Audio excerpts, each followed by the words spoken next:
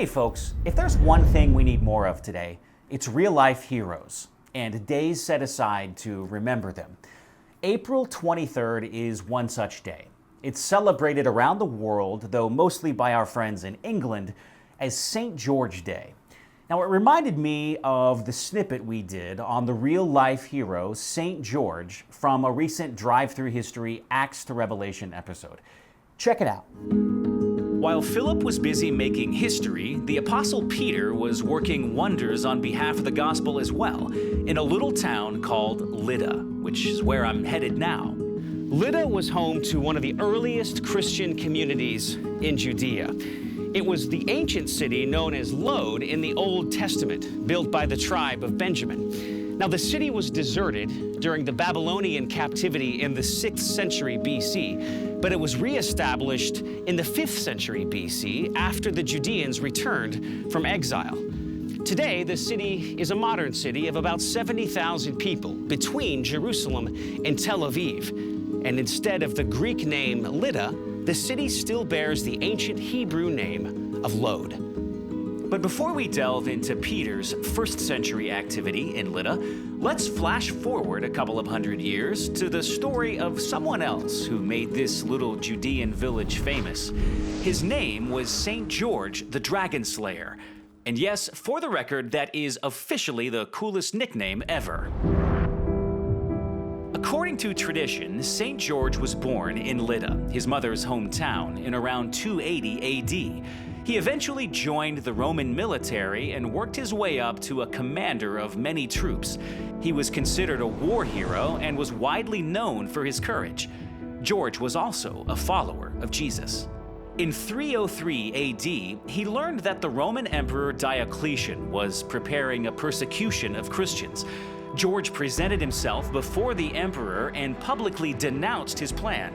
The emperor ordered that George recant his position, but George stood firm in his convictions, even to the point of horrendous torture.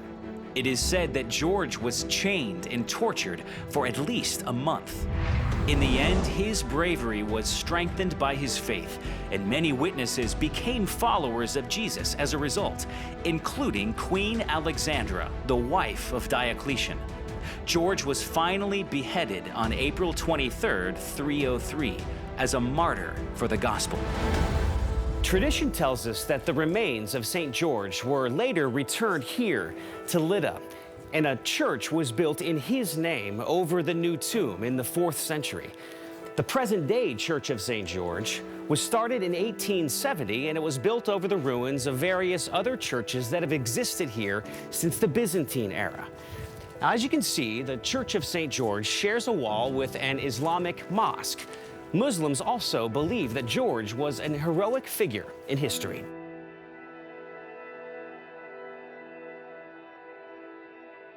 Directly beneath the church is an underground chapel that preserves the tomb of St. George. This stone sarcophagus was restored to its current state in 1871. This chapel also houses some relics that tradition attributes to St. George's martyrdom. So why was St. George called a Dragonslayer? Well, here's a good opportunity to discuss the difference between history and myth. Often, heroes of history are given legendary status as a way to inspire people over the centuries. In the case of St. George, his courage was turned into a fantastic story where he battled a dragon that symbolized Satan, to which some children were being sacrificed in a faraway land.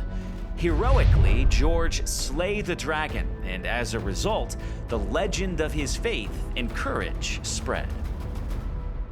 And here's another little interesting story from history. The sword with which St. George slew the legendary dragon was called Escalon. Winston Churchill, the Prime Minister of England, used Escalon as the name for his personal aircraft during World War II. And George is the patron saint of England. And April 23rd, the date of his death, is still celebrated as St. George's Day there. Dave Stotts reporting for the BBC. Back to you. The cross of St. George forms the national flag of England and is a major feature in the Union Jack flag of the United Kingdom. St. George, both his life and his legend, have made an indelible mark all over the world. So, happy St. George Day, folks. I think we're going to celebrate tonight by killing a gecko. You know, for the slaying the dragon thing. All right. It's not very funny. What are you looking at?